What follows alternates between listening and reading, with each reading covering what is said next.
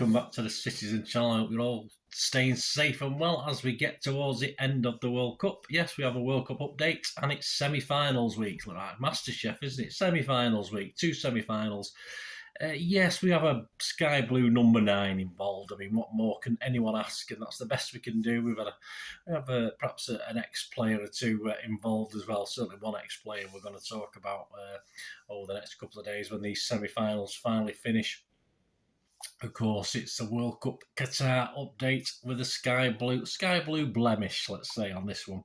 Please, if you are new to the channel, please push that subscribe button, push the bell notifications. Great to have you on board. And while you're pressing them buttons, if you can press that little like button, that little thumbs up button, I'll be very much appreciative of that. And please, everything City, past, present and forever, of course. And we'll be full on City once this World Cup's out of the way. History and new stuff, of course, comes aplenty, and a little preview coming up. I'll let you know about that at the end of this little show. Yeah, so please check out my little back home features. There's 3 of them out there now as we've looked at each player coming back, and one or two might have a few things to sort of do when they get back to City, as far as getting their heads back together and getting the physicality back together, if you like. So please check those out, back home features 1 to 3. And there will be one. There will be a little special one at the end as well, of course, with our Argentinian number 9. And of course, we'll have one on that, and just a general rating of all the players for this World Cup exercise, if you like, that's we split the season for. Right, let's have a quick look forward to the 2 semi-finals.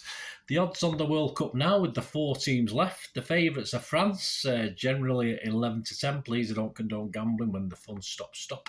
Argentina are second favourites at 13 to 8. Croatia a healthy 7 to 1. And Morocco are a very healthy 10 to 1. So if you want to risk 50p on either of those, why not? A bit of fun, isn't it?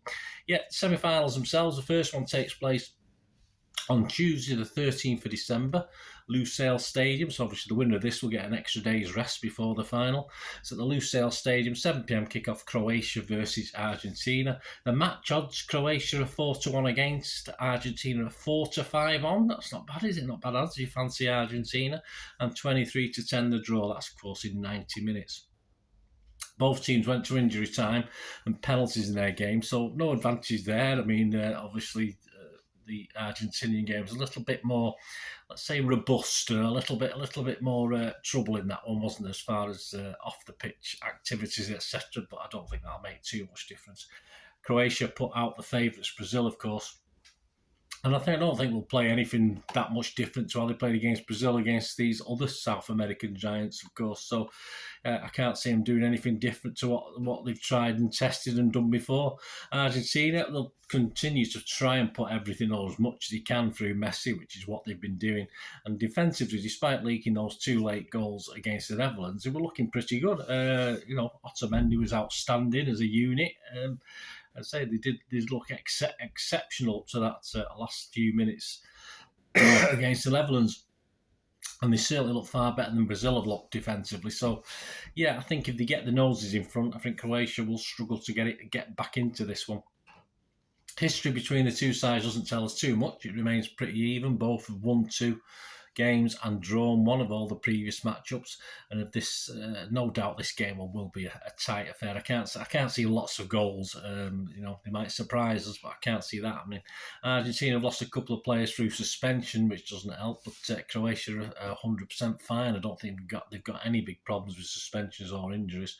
So it'd be no surprise in what could be a low-scoring affair if Croatia frustrate Argentina as they did Brazil and try and win it that way and take it to extra time and penalties, where, of course, it does become a bit of a lottery. One big difference for me, though, for Argentina, may be the return to the starting lineup of a fully fit Di Maria. I think they're much better with him on the pitch. I'm not a big fan generally of Di Maria, but I think for Argentina, he takes some of the pressure off Messi, and he's someone who can find Messi if need be as well. So I think if he starts a game, that's a big plus point for Argentina that they didn't have. He came on, of course, as substitute in the last game. and so that would limit it. And of course, they've got Alvarez, who for me is growing into this tournament. You can't say, oh yes, he did this, he did that. He's just a constant pain to the opponent. So he creates space for Messi, or he can actually create space for himself and actually get a goal or two if possible. So that'd be nice, wouldn't it? Certainly, as City fans, we hope he does.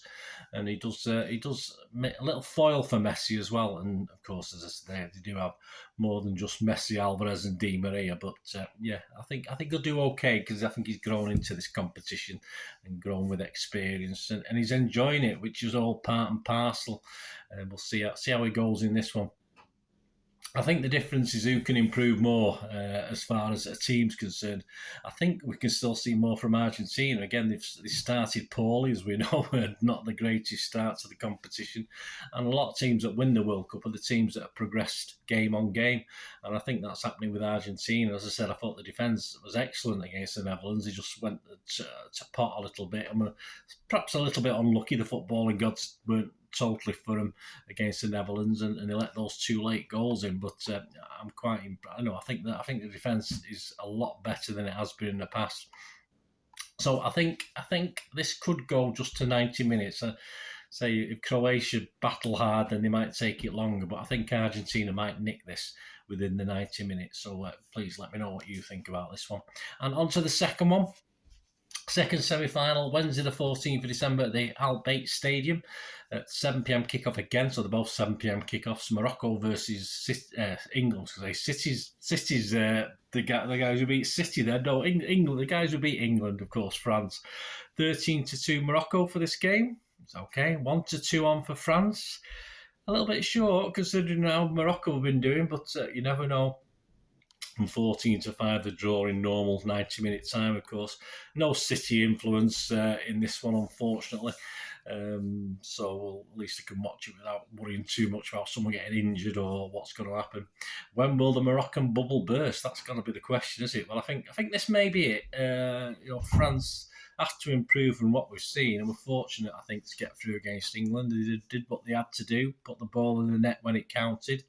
And of course, on balance of play, they weren't quite as good as England. They didn't have as much possession. The stats were they didn't have many shots, etc., etc. So I think they will have to improve a little bit, because Morocco have impressed me, and they'll be backed by a large fan contingent, of course, Morocco. But they did ride the luck just a little bit against Portugal. Some poor finishing and some okay keeping, and their commitment may pay dividends again if the footballing gods are on their side. But hey, that's what knockout football is. You have to have a little bit of luck. I think Morocco will continue in the same vein that they've continued every game. They'll frustrate France. I can see, if you think of France and Portugal, I think Portugal probably had more to their armoury than perhaps France will have. But again, France are another team that I think's improved as the things gone along. And of course, Morocco, though, will always be, a big threat on the break. And in the one-to-ones against each other, they've not played that many, but just a handful of games. France do have the upper hand, so history is for them. They've managed, I think, 3 wins in 5 competitive games, a draw, and just the 1 defeat. But as we know, after winning the proverbial previous 3 hits, and that's what Morocco have been doing, every sort of game they play has been a free hit, really. There's not been any real pressure on them, and there's certainly not going to be any real pressure on them in this game.